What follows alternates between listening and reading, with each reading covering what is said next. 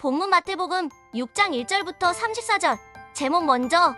사람에게 보이려고 그들 앞에서 너희 의를 행하지 않도록 주의하라. 그리하지 아니하면 하늘에 계신 너희 아버지께 상을 받지 못하느니라.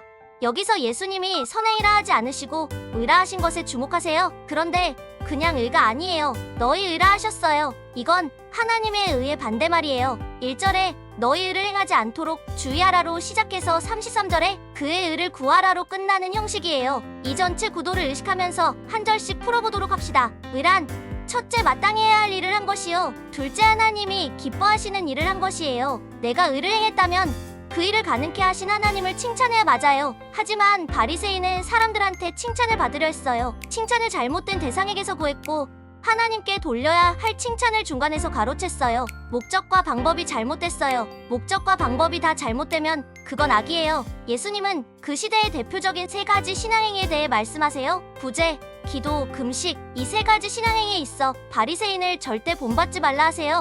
그러므로 구제할 때의 외식하는 자가 사람에게서 영광을 받으려고 회당과 거리에서 하는 것 같이 너희 앞에 나팔을 불지 말라. 진실로 너희에게 이르노니 그들은 자기 상을 이미 받았느니라. 우선 예수님이 주어로 외식하는 자, 즉 위선자란 표현을 2절, 5절, 16절에 사용하심에 주목하세요. 이들은 바리새인들로 겉과 속이 다른 종교 사기꾼들이에요. 바리새인들만 그런 게 아니라 모든 율법주의자들이 다 위선자요 종교 사기꾼이에요. 이 점을 인식하지 못하면 성경 어디 있는 거예요. 첫째, 구제. 유대인은 구제에 관한 한 세계일이에요. 단 그들의 구제는 이스라엘 동족에 대한 거예요. 이방인에 대한 구제는 인색한 편이에요. 유대인들은 구제를 많이 함으로써 자기의 신앙심이 깊다는 것을 나타내려 했어요. 그러나 신앙의 모든 행위는 1차적으로 하나님과 나와의 관계예요. 하지만 바리새인들은 구제를 하면서 사람한테 칭찬받으려 했어요. 겉으론 하나님의 영광을 위한다 선전하고 속으론 자기의 영광을 추구했어요. 그러니 위선자, 곧 종교사기꾼이죠. 또 예수님은 영광이란 표현을 쓰셨어요. 영광은 하나님으로부터 오는 거고 그래서 영원한 칭찬인데 바리새인들은 그 영광을 사람한테서 구했어요. 하지만 사람이 주는 칭찬은 인기처럼 오래가지 못해요. 그러니 번지수가 틀렸어요. 예수님은 그들은 자기 상을 이미 받았느니라 하셨어요. 하나님으로부터 받을 축복이 아무것도 없어요. 너는 구제할 때에 오른손이 하는 것을 왼손이 모르게 하여 내 구제함을 은밀하게 하라. 은밀한 중에 보시는 너의 아버지께서 갚으시리라. 오른손이 하는 것을 왼손이 모르게와 은밀하게는 같은 뜻이에요. 구제한 즉시 그 사실조차 잊어버리라는 뜻이에요. 구제하고 잊어버리면 생각지도 못할 때 축복이 찾아와요. 당연하죠. 잊어버렸으니까. 또 너희는 기도할 때 외식하는 자와 같이 하지 말라. 그들은 사람에게 보이려고 회당과 큰 거리, 어귀에 서서 기도하기를 좋아하느니라. 내가 진실로 너희에게 이르노니 그들은 자기 상을 이미 받았느니라. 둘째, 기도. 유대인은 기도 시간이 오전 9시 정오 12시 오후 3시 하루 3번 있었어요. 기도종이 울리면 그 자리에서 얼음땡 하고 기도를 드렸어요. 그런데 바리새인들은 기도 시각이 될 때쯤에 사람들이 많이 몰리는 시장통이나 대로변 사거리에 있다가 기도종이 울리면 두 손을 벌리고 하늘을 우러러보면서 큰 소리로 기도했어요. 그들의 기도는 남한테 자기 경건을 보여 주기 위한 퍼포먼스였던 거죠. 예수님은 그들은 자기 상을 이미 받았느니라 하셨어요. 사람들의 칭찬을 받은 것으로 끝이에요. 근데 좀 재미있지 않아요? 그저 내가 좀 기도했는데 하나님은 그것에 대해 상을 주시나요? 기도에 뭔 상이 있어요? 있어요. 하나님은 기도를 매우 좋아하세요. 기도란 그만큼 우리가 하나님을 사랑하고 신뢰하며 의존한다는 뜻이니까 하나님은 우리의 기도에 대해서 상을 주세요. 하지만 저들에겐 아무것도 안 주세요. 사람들한테 인기 얻은 것으로 끝이에요. 너는 기도할 때에 내 골방에 들어가 문을 닫고 은밀한 중에 계신 내 아버지께 기도하라. 은밀한 중에 보시는 내 아버지께서 갚으시리라. 또 기도할 때에 이방인과 같이 중언부언하지 말라. 그들은 말을 많이 하여야 들으실 줄 생각하느니라. 그러므로 그들을 본받지 말라. 구하기 전에 너희에게 있어야 할 것을 하나님 너희 아버지께서 아시느니라. 하나님만 아시게 기도하래요. 또한 하나님은 기도하기 전부터 내가 뭘 필요로 하는지 다 아신대요. 아시지만 우리의 기도를 듣길 원하세요. 이것은 마치 사랑하는 연인은 상대방한테 사랑해 라는 말을 듣고 들어도 또 듣고 싶은 것과 같아요. 은밀히 기도하면 은밀한 중에 보시는 내 아버지께서 갚으시리라 하셨어요. 예상하지 못한 중에 축복을 주신다는 거예요. 겨우 기도 좀 했는데 하나님이 후하게 복 주신대요. 기도하면 복이 와요. 하지만 기도 길게 하려고 표현을 잘하려고 애쓸 필요 없어요. 진심을 담으면 충분해요. 그럼에도 불구하고 기도는 참 어려운 것 같아요. 그래서 종교들마다 기도문을 만들어서 그것에 따라 기도하게 해요. 유대교에는 이미 기도문이 있었어요. 그래서 아마 사람들도 예수님한테 어떻게 기도하는 게 좋을까요? 하고 물어봤을 거예요. 예수님이 모범을 보여주세요. 그러므로 너희는 이렇게 기도하라. 하늘에 계신 우리 아버지여, 이름이 거룩히 여김을 받으시오며 하나님의 영광을 구하는 거예요. 여기서 아버지여라는 말에 주목하세요. 이 말을 들었을 때 그 당시 유대인들은 아마 깜짝 놀랐을 거예요. 이렇게 기도할 수도 있다고? 왜냐? 유대인들은 감히 하나님을 아버지로 표현해 본 적이 없거든요. 광야에서도 너희가 당하였거니와 사람이 자기 아들을 아는 같이 너희 하나님 여호와께서 너희의 행로 중에 너희를 아느사 이곳까지 이르게 하셨느니라.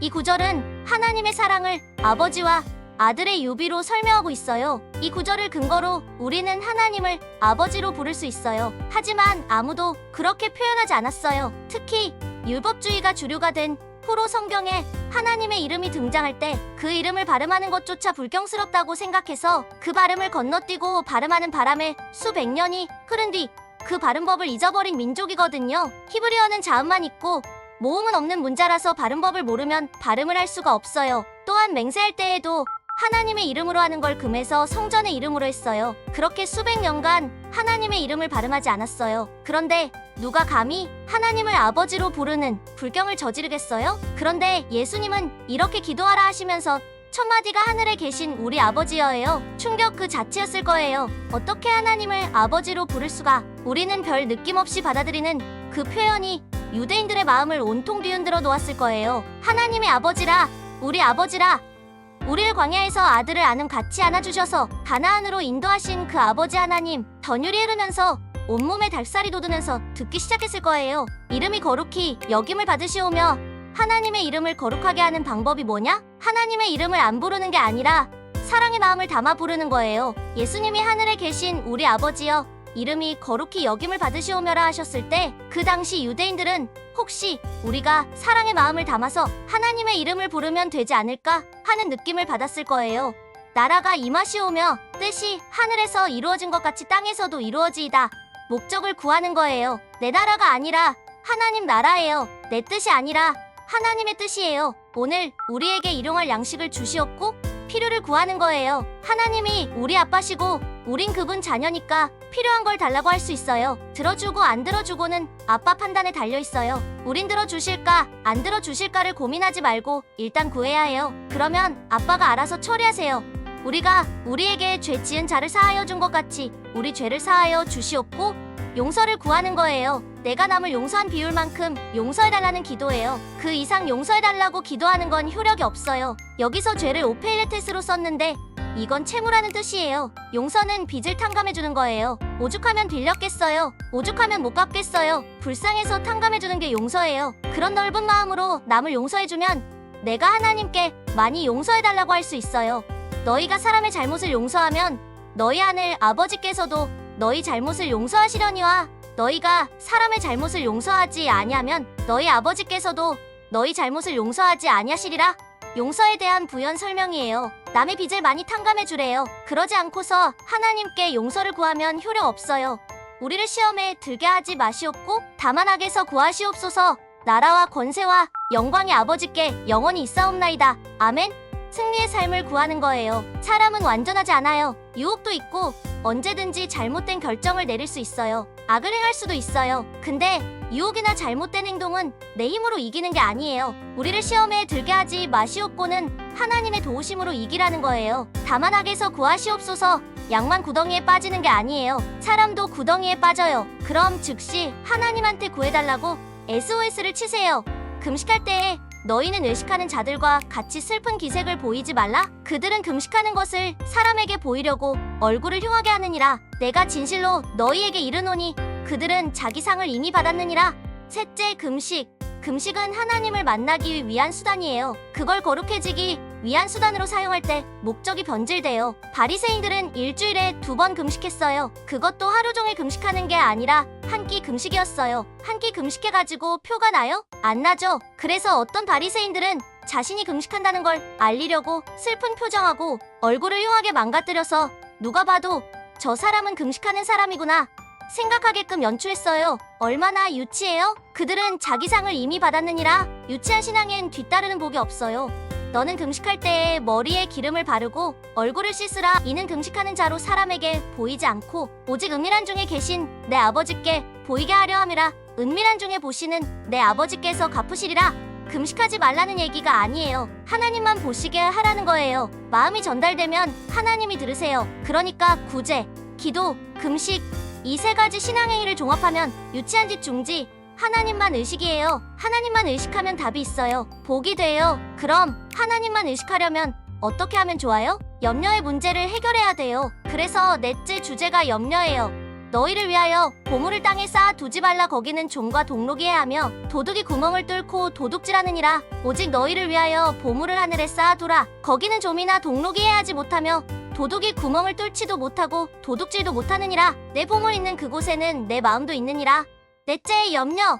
이 구절은 염려와 연결돼요. 오늘 본문에는 총 4개의 주제가 나와요. 구제, 기도, 금식, 염려. 형식적으로는 염려가 4분의 1이에요. 하지만 길이로 보면 거의 절반을 차지해요. 신앙의 절반이 염려, 문제임을 암시해요. 예전에는 안전한 은행이나 금고가 없어서 도둑이 훔쳐가는 일이 많았어요. 전쟁이 나서 나라나 정권이 바뀌면 평생 가꾼 재물이 다 날아갈 수가 있었어요. 그래서 예수님은 100% 안전한 천국 금고에 예금하라 하셨어요. 바리새인들도 천국을 가르쳤어요. 하지만 천국 금고 이용할 생각을 안 했어요. 만약 그들이 정말 천국을 믿었다면 왜 하늘에 쌓아둘 생각을 안 했겠어요? 안 믿었으니 이 세상에 쌓아둘 생각만 했죠. 21절에 내 보물 있는 그곳에는 내 마음도 있느니라가 핵심이에요. 보물을 이 땅에 쌓아두고 있는 자들이 잘 믿어서 천국 가자 가르쳤으니 위선자요 사기꾼이죠. 그런데 그 9,000명밖에 안 되는 위선자들이 유대 사회를 꽉 잡고 있었어요. 사람들과 사회에 강력한 영향력을 끼치고 있었어요. 그래서 예수님은 바리새인의 이율배반을 까고 또 까신 거예요. 예수님의 수없는 설교가 바리새인 비판이에요. 그러니 마태복음 7장 1절에 비판하지 말라를 오해하면 안 돼요. 이거 완전 번역 잘못한 거예요. Do not judge. 심판하지 말라. 에요. 바리새인들이 심판자의 자리에 앉은 모습을 지적하신 말씀이에요. 비판은 좋은 거예요. 더 나은 길로 발전하기 위해 반드시 필요한 거예요. 그러므로 비판을 금하는 일체의 성경 해석은 완전한 성경 왜곡이요. 적그리스도예요. 눈은 몸의 등불이니 그러므로 내 눈이 성하면 온 몸이 밝을 것이요. 눈이 나쁘면 온 몸이 어두울 것이니 그러므로 내게 있는 빛이 어두우면 그 어둠이 얼마나 더하겠느냐. 염려 주제가 계속 이어져요. 갑자기 왜 눈 얘기를 하실까요? 여기서 눈은 비전을 뜻해요. 바리새인들은 눈은 있으되 하나님의 영광을 보는 비전은 없어요. 비전은 현실을 넘어서서 보는 거예요. 현실을 초월해서 저 멀리까지 보는 거예요. 최경규 선수는 어렸을 때 섬소년이었어요. 넓은 공간이 없었어요. 조금만 걸어가면 낭떠러지 절벽이어 바다였어요. 근데 항상 위대한 챔피언이 되는 꿈을 꿨어요. 비전을 갖고 현실을 넘어서 보았고 끊임없이 연습했어요. 결국 그는 꿈을 이루었어요. 근데 율법주의자들에게 비전이 없어요. 영적으로 어둠 속을 헤매는 소경이에요. 그 소경들이 소경을 인도했어요. 한 사람이 두 주인을 섬기지 못할 것이니 호기를 미워하고 저를 사랑하거나 호기를 중히 여기고 저를 경히 여김이라. 너희가 하나님과 재물을 겸하여 섬기지 못하느니라. 왜 두 주인 얘기가 나와요? 비전이 없는 사람은 두 주인을 섬기게 되어 있다는 거예요. 물론 실제로는 두 주인을 섬길 수 없어요. 돈을 섬기기 위해 하나님을 이용할 뿐이에요. 하나님은 선전을 위한 도구에 불과해요. 트럼프 같은 자들이에요. 여기서 재물은 가짜 신을 상징해요. Simon and Garfunkel이 부른 The Sound of Silence And the people bowed and prayed to the neon god they made이라는 표현이 나와요. The neon god they made 자기들이 만든 네온신, 즉 문명의 신, 가짜 신을 뜻해요. 바리새인들은 자기 욕망이 투사된 가짜 신만 섬겼어요. 포이에르바아가 종교는 아편이다라 했을 때 그 말은 정확히 옳은 말이었어요. 율법주의 종교의 하나님은 가짜신이에요. 율법주의자들은 하나님을 선전용으로 사용하는 사기 집단이에요. 그러므로 내가 너희에게 이르노니 목숨을 위하여 무엇을 먹을까, 무엇을 마실까, 몸을 위하여 무엇을 입을까? 염려하지 말라. 목숨이 음식보다 중하지 아니하며 몸이 의복보다 중하지 아니하냐? 공중의 새를 보라. 심지도 않고 거두지도 않고 창고에 모아들이지도 아니하되 너희 하늘 아버지께서 기르시나니 너희는 이것들보다 귀하지 아니하냐? 너희 중에 누가 염려함으로 그 키를 한 자라도 더할 수 있겠느냐? 예측은 능력이지만 염려는 무능이에요. 현재에 집중하지 못하기 때문이에요. 더 큰 문제는 하나님을 못 보는 거예요. 예수님은 목숨 얘기를 하세요. 염려는 우리 목숨과 아무 상관없다는 뜻이에요. 그래서 새 얘기를 하세요. 새는 농사 안 짓고 염려 안 하지만 잘만 사는데 그 이유는 하나님께서 그들을 먹이시기 때문이라는 거예요. 새도 먹이시는데 우리를 안 먹이시겠냐는 논리예요. 즉 하나님의 도우심을 믿으라는 거예요. 또한 키 얘기를 하세요. 염려가 상황을 전혀 바꾸지 못한다는 뜻이에요. 염려는 에너지 낭비예요. 그래서 어떻게 하면 좋아요? 염려를 기도로 바꾸라는 거예요. 염려는 술, 담배, 마약보다 더 나빠요. 하지만 염려를 기도로 바꾸면 능력이 되고 승리가 돼요. 그래서 필요한 게 뭐냐? 하나님에 대한 신뢰예요. 하나님을 믿으라는 거예요. 또 너희가 어찌 의복을 위하여 염려하느냐? 들의 백합화가 어떻게 자라는가 생각하여 보라. 수고도 아니하고 길쌈도 아니하느니라. 그러나 내가 너희에게 말하노니 솔로몬의 모든 영광으로도 입은 것이 이 꽃 하나만 갖지 못하였느니라. 오늘 있다가 내일 아궁이에 던져지는 들풀도 하나님이 이렇게 입히시거든. 하물며 너희일까 보냐. 믿음이 작은 자들아. 이번엔 꽃 얘기를 하세요. 한글 성경엔 백합화로 번역했는데 휘라버크리노는 꽃이란 뜻과 백합이라는 뜻 둘 다 있어요. 하지만 팔레스타인의 기후는 백합이 피는 기후는 아니에요. 그러니 백합보다는 그냥 꽃으로 번역하는 게 더 맞아요. 들꽃이 어떻게 자라는가 생각하여 보라가 더 맞는 번역이에요. 팔레스타인은 비가 매우 적게 오는 지형이에요. 제가 방문했을 때 건기라 들판이 누렇게 떠 있었어요. 햇빛은 뜨겁고 흙먼지 풀풀 날리고 이런 데서 어떻게 살까? 왜 살까 싶었어요. 그런데 잠깐 비가 왔어요. 꽤 왔어요. 호텔에 들어가 잠시 비를 피했다가 들에 가보았어요. 그랬더니 그 누렇던 풀밭이 순식간에 파래졌어요. 작고 예쁜 빨간색 꽃도 펴 있었어요. 아주 작지만 너무 예쁘더라고요. 그 꽃이 예수님이 말씀하신 들의 백합화, 들꽃이에요. 개냥귀비나 아네모네예요. 요즘엔 예쁜 옷들이 얼마나 많아요? 하지만 고대엔 직조 기술이 발달하지 않았기 때문에 제왕의 의복도 들꽃만 못했어요. 이건 그 당시 사람들 모두가 아는 상식이었어요. 예수님은 모르는 소재를 가지고 하시지 않았어요. 항상 아는 소재를 가지고 말씀하셨어요. 그래서 예수님이 이 말씀하셨을 때 모두가 수긍하고 고개를 끄덕였을 거예요. 들꽃은 금방 시들었고 사람들은 마른 풀을 모아다 장작될 때 지푸라기처럼 사용했어요. 딱 하루만 폈다 사라지는 들꽃도 하나님은 최고의 아름다움으로 입히셨는데 하나님이 너희들을 책임지시지 않겠느냐라는 거예요. 그러면서 믿음이 작은 자들아라 하셨어요. 염려는 자연스러운 현상이지만 염려에 휘둘리는 건 믿음이 아니에요. 믿음이 작아서 생기는 영적 질병이에요. 이 병은 오직 하나님에 대한 신뢰로만 이겨야 해요. 그러므로 염려하여 이르기를 무엇을 먹을까? 무엇을 마실까? 무엇을 입을까 하지 말라. 이는 다 이방인들이 구하는 것이라. 너희 하늘 아버지께서 이 모든 것이 너희에게 있어야 할 줄을 아시느니라. 하나님은 아신다. 끝. 그러니 일상적 염려 때문에 기도할 필요 없어요. 호들갑 떨 일 아니에요. 대신 염려를 기도로 바꾸어 더욱더 하나님 신뢰로 나아가는 기회로 삼아야 해요. 그러려면 어떻게 하는 게 좋을까요? 그런즉 너희는 먼저 그의 나라와 그의 의를 구하라. 그리하면 이 모든 것을 너희에게 더하시리라. 오늘의 결론이에요. 모든 혼란은 먼저 하나님의 의를 구하지 않는 데 있어요. 여기서 먼저와 하나님의 의 두 개념이 중요해요. 바리새인들도 하나님의 의를 구하긴 했어요. 하지만 먼저 구하지 않았어요. 자기의 의를 먼저 구했어요. 순서를 바꾸었어요. 그래서 모든 걸 망쳤어요. 왜 그랬을까요? 왜냐하면 법은 빠삭하게 알되 법의 정신을 몰랐기 때문이에요. 법의 정신은 율법서보다 예언서에 더 잘 나타나 있어요. 근데 율법서에 집중하는 바람에 율법주의자가 됐고 법의 정신을 잃어버린 실패자가 됐어요. 문제는 그 실패를 인정하고 회개하고 돌아오면 되는데 교만해서 죽어도 인정 안 하고 오히려 예수를 죽였다는 거예요. 먼저 하나님의 의를 구하는 자를 하나님은 책임지신다.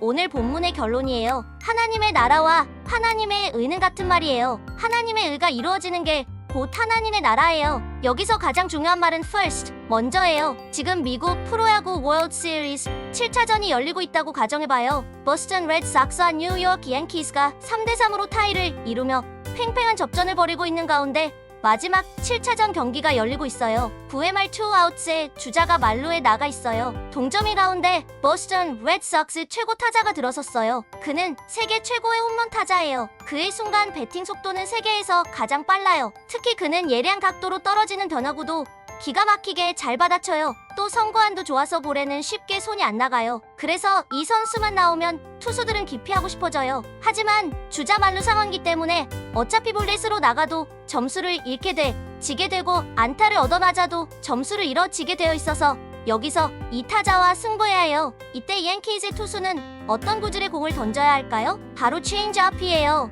빠르게 던지다가 느리게 던진다든지 느리게 던지다가 빠르게 던진다든지 해서 타자들의 타이밍을 뺏는 거예요. 그럼 타자는 타이밍을 잃기가 쉬워요. 과연 투수가 이길까? 타자가 이길까? 야구는 단순히 기술의 싸움이 아니라 두뇌 싸움이기도 해요. 예측하고 예측이 빗나가고 결과가 뒤집어지고 사람들이 점점 더 스포츠에 빠져들게 돼요. 모든 것이 타이밍 싸움이에요. 특히 결정적인 순간에는 더욱 그래요. 아무리 대단한 능력과 재주를 가지고 있어도 타이밍을 못 맞추면 결코 잘 될 수 없어요. 그래서 예수님이 하시는 말씀이 먼저 그의 나라와 그의 의를 구하라 하셨어요. 그럼 하나님의 나라 즉 하나님의 의가 뭐예요? 다윗이 고생을 많이 했잖아요. 죽을 고비도 수없이 넘기고 산전수전 다 겪었어요. 그런 그가 시편 제1처장에서 이렇게 노래하고 있어요. 복 있는 사람은 악인들의 꾀를 따르지 아니하며 죄인들의 길에 서지 아니하며 오만한 자들의 자리에 앉지 아니하고 오직 여호와의 율법을 즐거워하여 그의 율법을 주야로 묵상하는도다. 의인은 율법 즉 말씀을 붙든다 했어요. 하나님의 의가 뭐예요? 하나님 의는 율법 곧 말씀이에요. 이제는 율법 외에 하나님의 한 의가 나타났으니 율법과 선지자들에게 증거를 받은 것이라. 바울이 하는 얘기가 율법도 하나님의 의고 복음도 하나님의 의라는 거예요. 하나님의 의가 뭐예요? 하나님의 의는 말씀이에요. 우리가 말씀의 지배를 받을 때 그게 곧 하나님의 나라가 임하는 거예요. 그럼 우리가 말씀에 지배받고 있다는 걸 어떻게 알 수 있어요? 우리가 말씀을 통해 회개가 되고 하나님을 신뢰하는 일이 벌어지면 아, 내가 말씀의 지배를 받고 있구나 하고 알 수 있어요. 그러므로 말씀의 지배를 받기 위해선 더욱더 말씀을 잘 듣고 읽는 일이 필요하겠죠? 먼저 그의 나라와 그의 의를 구하면 이 모든 것을 너희에게 더하시리라 했어요. 말씀을 가까이 하면 하나님이 원하시는 타이밍을 찾아낼 수 있어요. 그러므로 내일을 위하여 염려하지 말라. 내일은 내일이 염려할 것이요 한날의 괴로움은 그날로 족하니라. 주의하세요. 예수님은 오늘 일에 대한 염려를 말라고 하지 않으셨어요. 오늘 일에 대해 바보처럼 아무 대책 없이 책임감 없이 행동하는 걸 원하시는 게 절대 아니에요. 주님은 우리의 연약함을 잘 아세요. 우린 약해요. 오늘을 살기도 바쁘고 힘들어요. 삶은 매우 빡세요. 근데 오늘 일을 제대로 하지 못하면서도 내일을 염려하는 게 인간이에요. 그래서 예수님은 오늘 일이나 잘해 그러세요. 근데 표현이 재미있어요. 내일을 염려하지 말라가 아니에요. For tomorrow will be anxious for itself. 내일은 내일 스스로 염려한다 라는 거예요. 즉 tomorrow의 일은 나의 일이 아니에요. tomorrow 그 자체의 것이에요. 내가 염려할 것이 아니에요. tomorrow는 tomorrow한테 맡겨야 해요. 내일 일 때문에 오늘의 삶의 행복을 놓치지 말라는 얘기예요. 많은 문제에도 불구하고 오늘 우리는 지금 살아있어요. 그럼 기뻐하고 감사하며 행복을 누려야 해요. 물론 부족한 거 많고 안 되는 거 많지만 그게 다 채워지고 잘 되어야만 행복한 게 아니에요. 다 채워지고 잘 되어 보세요. 또 다른 결핍과 문제가 우리를 덮쳐와요. 평화가 깨져요. 다시 반복이에요. 이 무한 루프를 벗어날 수 없어요. 그래서 시지프스의 신화 같은 이야기가 존재하는 거예요. 내일을 염려하기 시작하면 그것이 파도가 되어서 덮쳐와 오늘의 행복을 망쳐요. 그건 우리 정신건강에도 해롭고 결코 하나님이 원하시는 그림이 아니에요. 우리가 먼저 하나님의 의를 구하는 기도를 구했으면 지금 받은 것으로 족할 줄 알아야 해요. 채워지지 않아도 오늘 받은 것으로 족하면 오늘을 주신 하나님께 감사하고 행복할 수 있어요. 내일은 내일한테 맡기고요. 이게 먼저 하나님의 의를 구한 자의 모습이에요. 오늘에 감사하고 행복을 누리며 승리하시길